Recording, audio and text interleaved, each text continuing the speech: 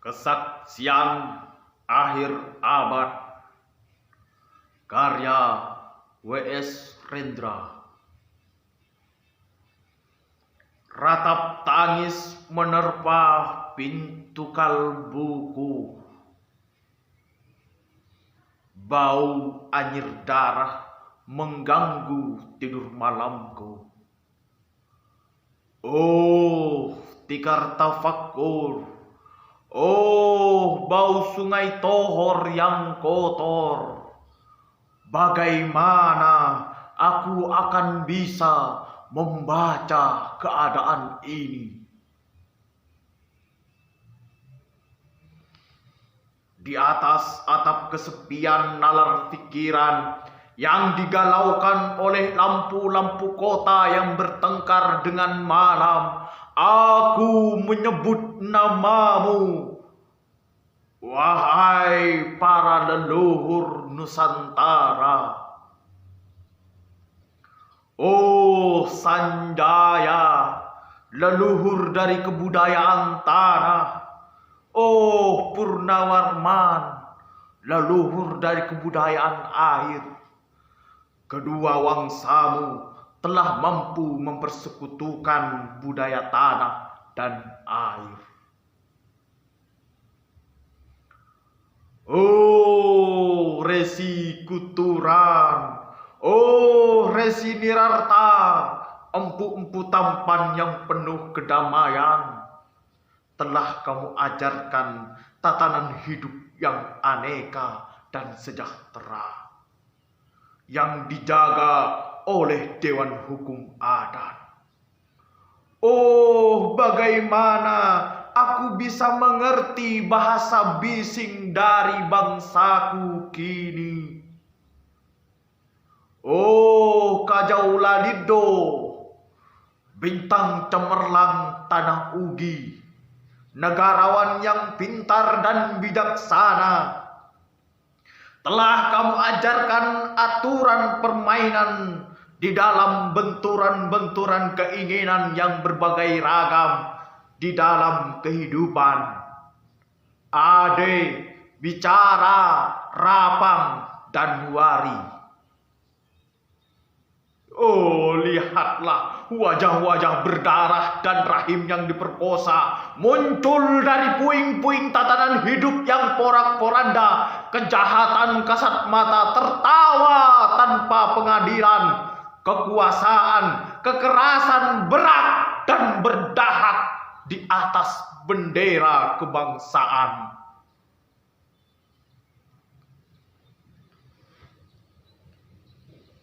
Oh, anak cucuku di zaman cybernetik, bagaimana akan kalian baca prasasti dari zaman kami? Apakah kami akan mampu menjadi ilham kesimpulan, ataukah kami justru menjadi sumber masalah di dalam kehidupan?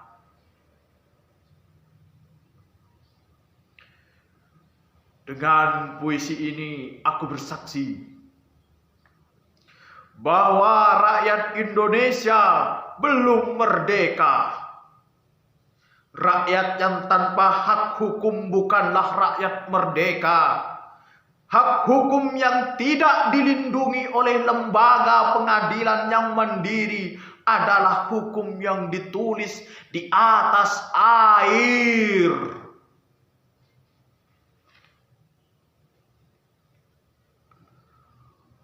Bagaimana rakyat bisa merdeka bila polisi menjadi aparat pemerintah dan tidak menjadi aparat hukum yang melindungi hak negara?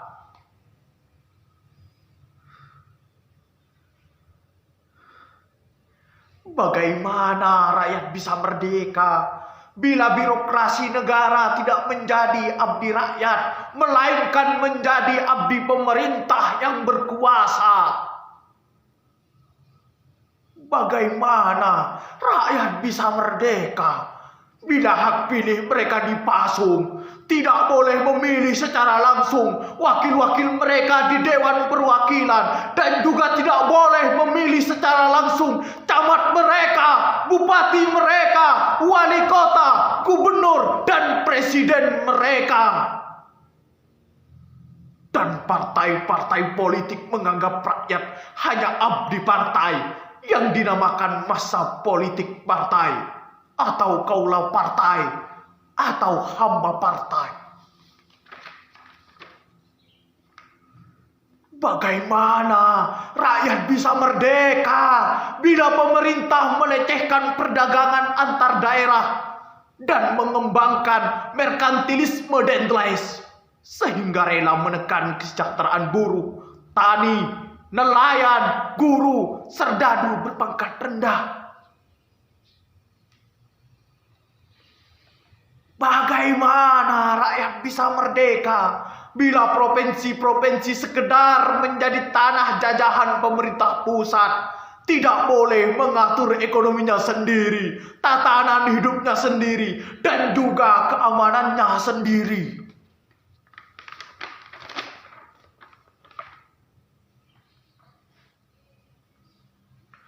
Ayam, serigala, macan, ataupun gajah, semuanya peka pada wilayahnya. Setiap orang juga ingin berdaulat di rumah tangganya. Setiap penduduk ingin berdaulat di dalam kampungnya, dan kehidupan berbangsa tidak perlu merusak daulat kedaerahan. Hasrat berbangsa dan naluri rakyat untuk menjalin ikatan daya cipta antar suku yang penuh keanekaan kehidupan dan memaklumkan wilayah pergaulan yang lebih luas untuk merdeka bersama. Tetapi lihatlah selubung kabut saat ini. Penjajahan tatanan uang, penjajahan modal, penjajahan kekerasan senjata, dan penjajahan oleh partai-partai politik masih merajalela di dalam negara ini.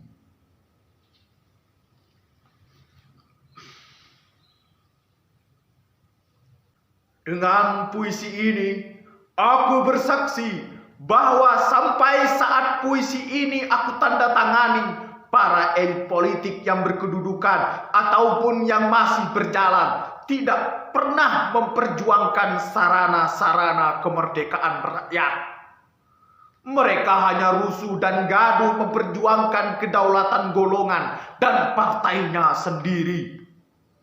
Mereka hanya bergulat untuk posisi sendiri. Mereka tidak peduli kepada posisi rakyat, posisi hukum, posisi polisi, ataupun posisi birokrasi. Dengan picik, mereka akan mendaur ulang malapetaka bangsa dan negara yang telah terjadi. Oh, Indonesia. Indonesia. Negara yang kehilangan makna. Rakyat sudah dirusak asas tatanan hidupnya. Berarti sudah dirusak dasar peradabannya. Dan akibatnya rusak pula kemanusiaannya. Maka sekarang negara tinggal menjadi peta. Itu pun peta yang lusuh dan hampir sobek pula. Pendangkalan kehidupan bangsa telah terjadi. Tata nilai rancu, dusta, pencurian, penjarahan, dan kekerasan halal.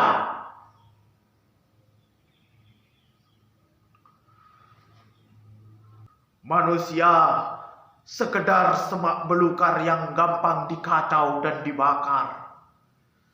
Paket-paket pikiran murah dijajakan. Penalaran amanah yang salah mendorong rakyat terpecah belah. Negara tak mungkin kembali diutuhkan tanpa rakyat dimanusiakan. Dan manusia tak mungkin menjadi manusia tanpa dihidupkan hati nuraninya. Hati nurani adalah hakim adil untuk diri kita sendiri.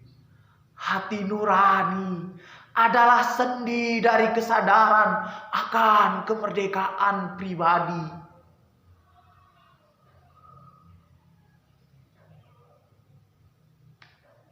Dengan puisi ini, aku bersaksi bahwa hati nurani itu meski dibakar tidak bisa menjadi abu.